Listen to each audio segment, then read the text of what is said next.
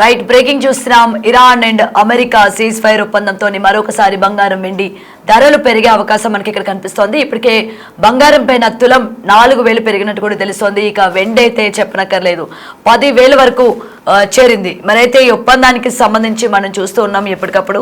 ఇటు cease fire తో జోష్లో బంగారం మార్కెట్ అయితే కలకల్లాడుతుందని చెప్పాలి. అయితే కొన్ని రోజుల పాటు అస్థిరంగా గోల్డ్ మార్కెట్, ఇటు ఇరాన్ అమెరికా సీజ్ ఫైర్ ఒప్పందంతో ఒక్కసారిగా బంగారం వెండి ధరలు పెరిగినట్టు తెలుస్తుంది. మరైతే ఇటు తులం పైన 4,000 రూపాయలు బంగారం పెరిగింది.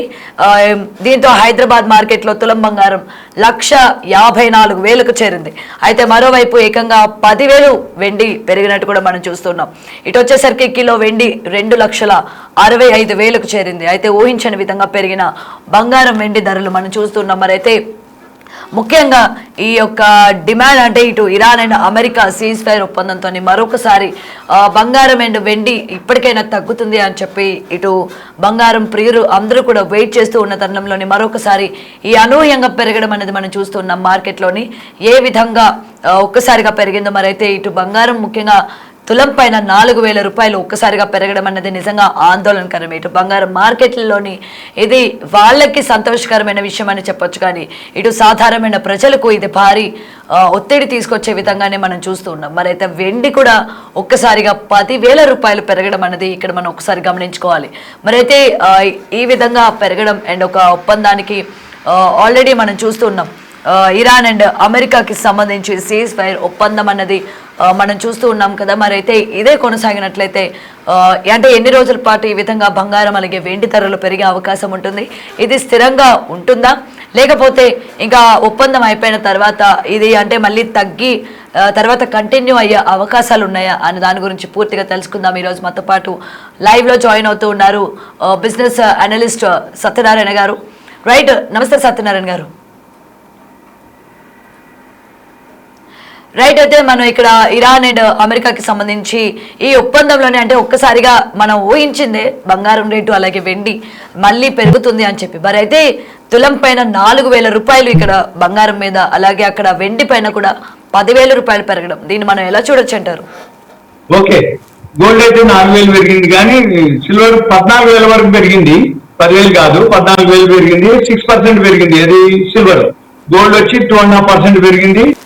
మనం చూడవలసింది ఏంటిదంటే, ఏదైతే ఇరాన్ అమెరికా వారు ఏదైతే 15 రోజుల పాటు విరమించడం జరిగిందో అప్పుడు పెరగడం జరిగింది. అన్ని ఇప్పుడు వరల్డ్ మార్కెట్ తో పాటు మన గోల్డ్ సిల్వర్ కూడా పాజిటివ్ లోనే రావడం జరిగింది. ఒక్కసారిగా బ్రెంట్ ఆయిల్ ఏదైతే ఉందో 15% పట్టడం జరిగింది. నిన్న $108-110 ట్రేడ్ అవుతున్నది ఒక్కసారిగా $95 రావడం జరిగింది. 15% పడేటప్పటికి వరల్డ్ మార్కెట్లు అన్ని కూడా పాజిటివ్ లోకి రావడం జరిగింది. దాంతో మన మార్కెట్ కూడా పెరగడం జరిగింది. గోల్డ్ సిల్వర్ ఈ చర్చలు అయ్యేంత వరకు అంటే ఇది ఇరాన్ అమెరికా ఏదైతే 15 రోజులు విరామం ఉందో దాంతో ఈ హర్ముజ్ జల్సంధి ఓపెన్ చేయటం, ఈ హర్ముజ్ జల్సంధి నుంచి ఏవైతే నౌకలు మళ్ళీ రాకపోకలు ఏవైతే జరుగుతాయో ఆటోమేటిక్ గా ఈ చర్చల అనంతరం అంటే చర్చల అనంతరం వరకు 15 రోజుల పాటు అయితే మార్కెట్ మామూలుగానే ఉంటుంది, పాజిటివ్ లోనే ఉంటుంది. మళ్ళీ ఈ 10వ తారీఖు లెబనాన్ లో ఈ చర్చల గురించి డిస్కషన్ ఉంటుంది. అప్పుడు మళ్ళీ మార్కెట్ ఏం జరుగుతుంది అనేది చూడాలి. మనము ఎంతసేపటికి మనం చూడవలసింది ఏంటిది అంటే, ఇవాళ అంటే మార్కెట్ పెరిగినా కానీ పాజిటివే, అంటే ఏదైనా జరిగినప్పుడు సింపుల్ గా ఒకటేసారి అనమాట, అంటే గ్యాప్ అప్లు కానీ గ్యాప్ డౌన్ కానీ జరుగుతాయి. అయితే వాళ్ళు ఇప్పుడు ఈ సీజ్ ఫైర్ అంటారు, అంటే ఈ 15 రోజుల విరామానికి వాళ్ళు కొన్ని కండిషన్స్ పెట్టడం జరిగింది. ఆ కండిషన్స్ ఎంతవరకు వాళ్ళు చేయగలుగుతారు ఏంటిది అనేది దాని మీద బేస్ అవుతుంది.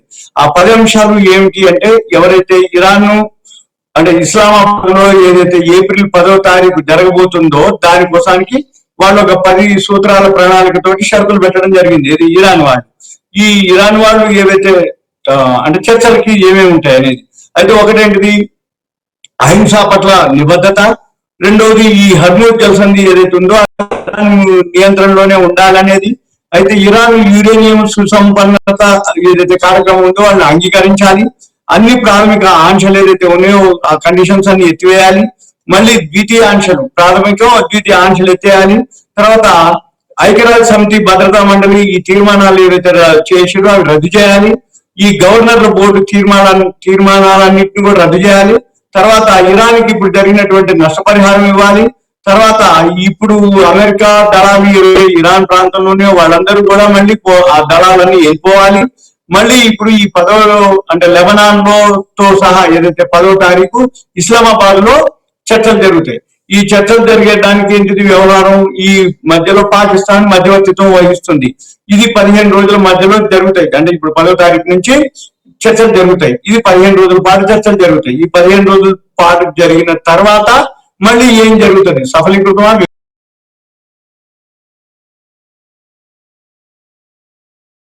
మన మార్కెట్ పాజిటివా నెగిటివా, గోల్డ్ పాజిటివా నెగిటివా.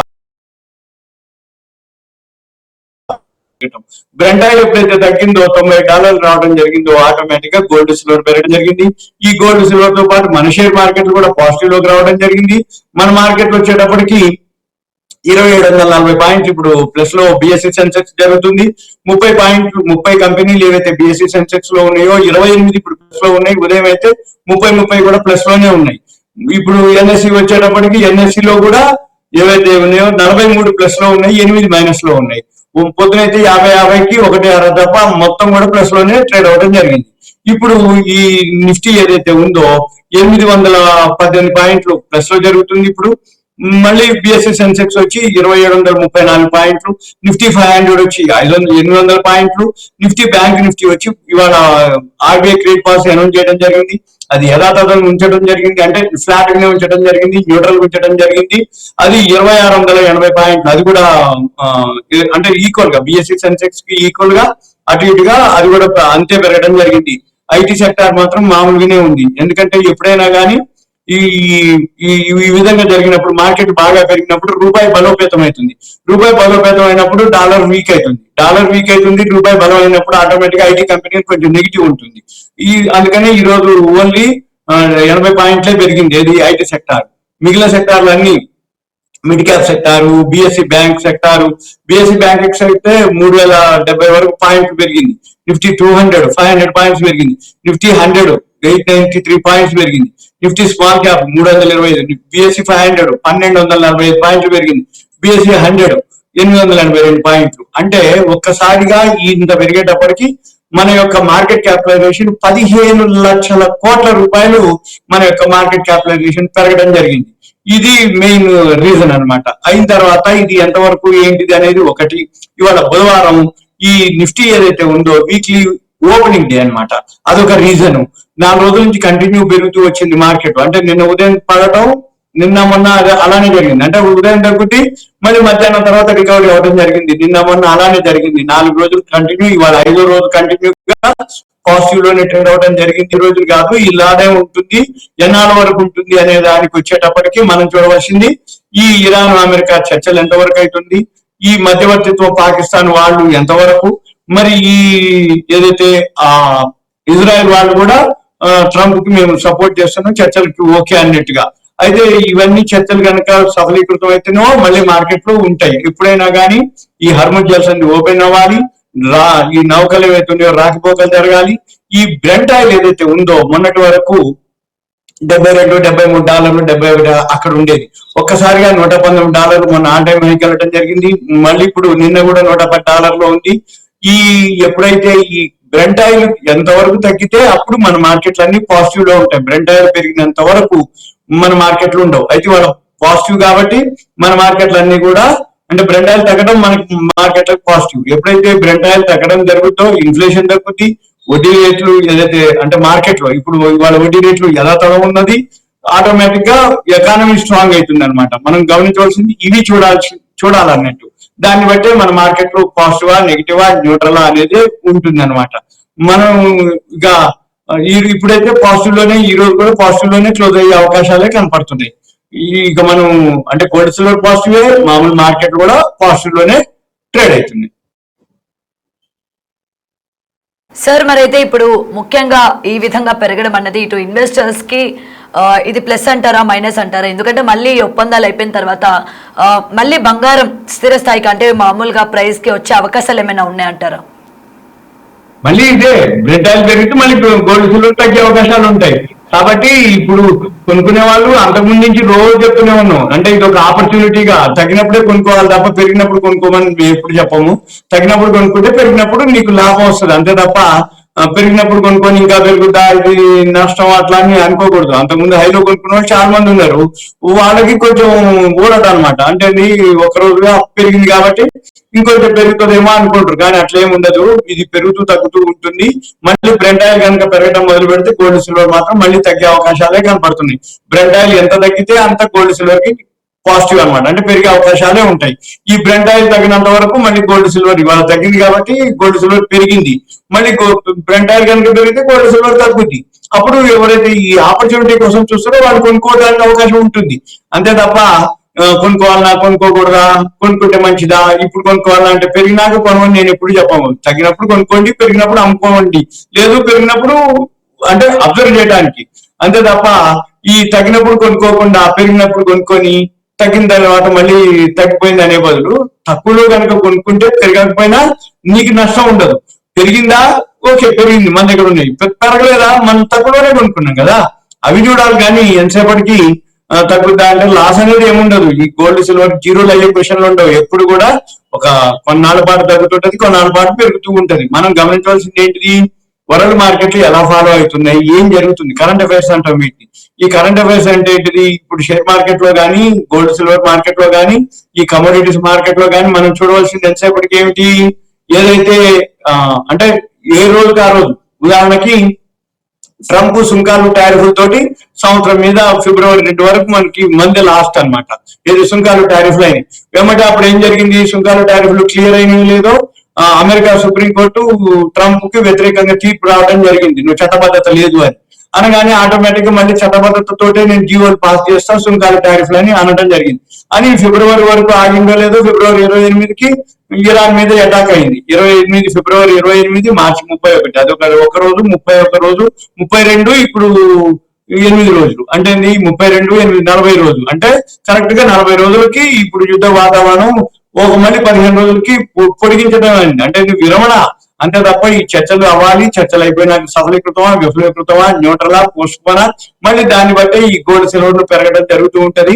ఎవరైతే ఇప్పటికైనా ఏం లేదు గోల్డ్ సిల్వర్ పొందలుచుకున్న వాళ్ళు మళ్ళీ ఎప్పుడో ఈ యుద్ధ వాతావరణం మామూలుగా అంటే యుద్ధం అవుతుందనో లేకపోతే సఫలీకృతం విఫలీకృతం ఆ న్యూస్ వస్తుంది, అప్పుడు ఆటోమేటిక్ మళ్ళీ గోల్డ్ సిల్వర్ పడ్డప్పుడు కొనుక్కోవాలి. అంతే తప్ప ఇప్పుడు కొనుక్కునే వాళ్ళకి రేట్ ఎక్కువ ఉందని మనం అనుకోకూడదు, ఆపర్చునిటీ కోసం చూసుకోవాలి. Right sir. అయితే ఇంకొకటి కరెక్ట్ గా పెరిగే టైంకే మనకి లోకల్ మార్కెట్స్ ఉంటాయి కదా ఎక్కడికక్కడ బంగారం వెండి షాపులు. సో మనకి ఏంటంటే వెన్ కంపేర్ టు పెద్ద జ్యువెలరీ షాపుల్లో కన్నా మనకి ఇక్కడ ఇంకొక తక్కువకి ఇక్కడ మీకు ఇస్తూ ఉంటాము, లేకపోతే తయారు చేసుకున్న వాళ్ళు కూడా ఇక్కడ మనకి తక్కువకి వస్తుంది అని చెప్పి ఇలాంటి పెరిగిన సిచ్యువేషన్స్ లోని ఈ మార్కెట్స్ కి ఎక్కువ మగ్గు చూపిస్తూ ఉంటారు. రైట్, మనకి గోల్డ్వి ఇవి మనకి అంటే కరెక్టే అంటారా ఇలాంటి చోట చేపించుకోవడం?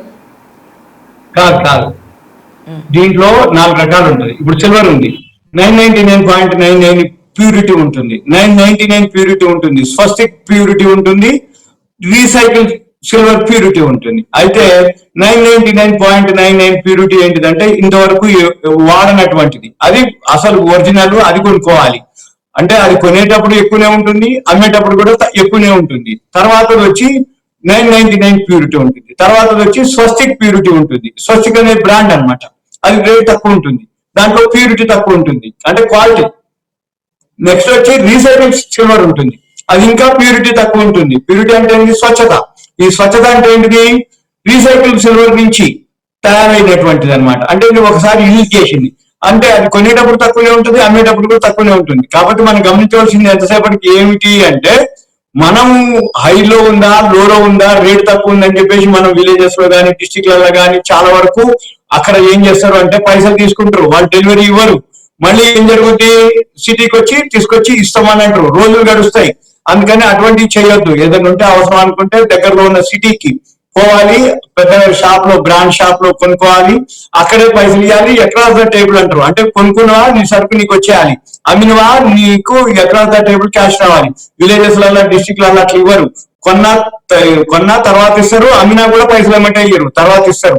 అంటే నువ్వు ముందు సరుకు తీసుకుంటారు, పేమెంట్ తర్వాత ఇస్తారు. కొంటేనో ముందు పైసలు తీసుకుంటారు, తర్వాత పేమెంట్ ఇస్తారు. ఏంటిదంటే వాళ్ళు ఏం చెప్తారు, మేము సిటీకి పోవాలి, అక్కడ మా దగ్గర ఏం స్టాక్ ఉండదు, మేము అక్కడికి వెళ్ళి కొనుక్కొని రావాలి కాబట్టి నాకు టైం కావాలంటాడు. అమ్మినప్పుడు కూడా మళ్ళీ నేను అక్కడ ఇవ్వాలి, నేను డెలివరీ ఇచ్చి పైసలు తీసుకురావాలి కాబట్టి నాకు టైం కావాలంటాడు.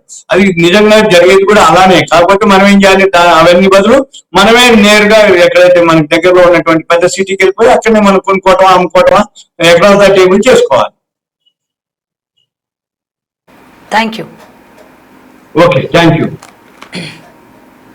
రైట్, మనం చూస్తూ ఉన్నాం ఏ విధంగా గోల్డ్ అలాగే సిల్వర్ రేట్లు మనకి పెరుగుతూ ఉన్నాయో. ముఖ్యంగా ఇలాంటి టైంలోని ఇన్వెస్ట్ చేసే వాళ్ళు కరెక్ట్ టైంకి మనం చేయొచ్చా లేదా, లేకపోతే బంగారం కొనేవాళ్ళు అలాగే బంగారం అమ్మే వాళ్ళకి కూడా ఇప్పుడు మనకి బంగారం రేట్ పెరిగింది కదా, ఈ టైంకి మనం చక్కగా అమ్మేద్దాం. ఎందుకంటే గతంలోని మనం 1,00,000 రూపాయలకి లేకపోతే 60,000కి తులం కొన్నాం కదా, ఇప్పుడు మనకి దానికి ఎక్కువ శాతం మనకు వస్తుంది అని చెప్పి అమ్మడానికి ట్రై చేస్తూ ఉంటారు, లేకపోతే కొనడానికి ట్రై చేస్తూ ఉంటారు.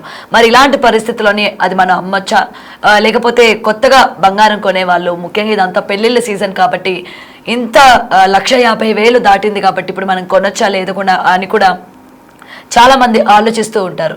మరైతే ఇప్పటికే మనకి బిజినెస్ అనలిస్టులు కూడా ఎప్పటికప్పుడు హెచ్చరిస్తూనే ఉన్నారు, ఎటువంటి పరిస్థితుల్లోని ఎటువంటి నిర్ణయాలు తీసుకోవాలి, ఎలాంటి టైంలోని మనకి గోల్డ్ అలాగే సిల్వర్ మీద ఇన్వెస్ట్ చేసే వాళ్ళు కావచ్చు, లేకపోతే ట్రేడింగ్ చేసే వాళ్ళు కావచ్చు, ఆచితూచి అడుగులు వేయాలి అని కూడా చెప్తున్నారు. మరైతే ఇటు ఇప్పటికీ మనం చూస్తూ ఉన్నాం కదా, ఇలాంటి నేపథ్యంలోని గోల్డ్ రేట్స్ అన్నది పెరగడం మన అందరికీ కూడా గత నెల రోజుల నుంచి యుద్ధం జరుగుతున్నప్పటి నుంచి కూడా మనం చూస్తున్నాం ఏ విధంగా అప్ అండ్ డౌన్ అవుతూ ఉందో ఈ గోల్డ్ అండ్ సిల్వర్.